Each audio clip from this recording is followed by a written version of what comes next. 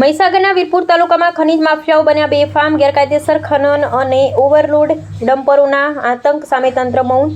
વીરપુર તાલુકામાં બે રોકટોક રીતિ ભરેલા ઓવરલોડેડ ડમ્પરો પર કોની મહેરબાની? મળતી વિગતો અનુસાર મહીસાગરના વીરપુરમાં બેફામ બનેલા ઓવરલોડેડ ડમ્પરોએ સામાન્ય નાગરિકોની સુરક્ષા સામે મોટો ખતરો તોડાઈ રહ્યો હોય તેવી ભીતિ સેવાઈ રહી. વીરપુર તાલુકામાં રેતી કપચી ભરેલા ડમ્પરો માત્ર ટ્રાફિકના નિયમોનું ઉલ્લંઘન જ નહીં, કાયદાના નિયમો નેવે મૂકી નિયમોના ધજિયા ઉડાવી રહ્યા છે. થોડા સમય માટે ખોડિયાર એન્ટરપ્રાઇઝના GJT 8038 નંબરના તોતિંગ ડમ્પર કાર્ટિંગ સમયે ટ્રાફિક સમસ્યા પણ સર્જી હતી.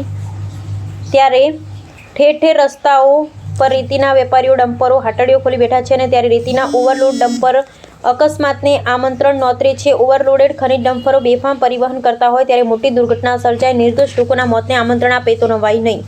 ને છેડચોક ચાલતી પ્રવૃત્તિ સરકારની તિજોરીને નુકસાન પહોંચાડી રહ્યા છે. ત્યારે ભૂસ્તર વિભાગ અને સ્થાનિક વહીવટીતંત્ર ઉગતું હોય તેમ સરેઆમ ખનીજ માફિયાઓ બે રોકટોક તોતિંગ ડમ્પરોની ક્ષમતા કરતાં પણ ડમ્પરની સાઇટ સપાટી પર કરી ખનીજ લોડ કરતા હોય ત્યારે ખુલ્લા રેતીના ડમ્પરો કોઈ નિર્દોષ નાગરિકની દ્રષ્ટિ છીનવી લે તો નવાઈ નહીં. રાત દિવસ વેપલો પર રોકડી રળી રહ્યા છે. ત્યારે તંત્ર આ બાબતે અજાણ હશે કે ખનીજ માફિયાઓ સાથે સોંઠગોઠ તે કેવું મુશ્કેલ બની છે. ત્યારે ખનીજ માફિયાઓ પર તંત્રની મહેરબાન કે લગામ તેવા અનેક સવાલો ઉઠ્યા છે.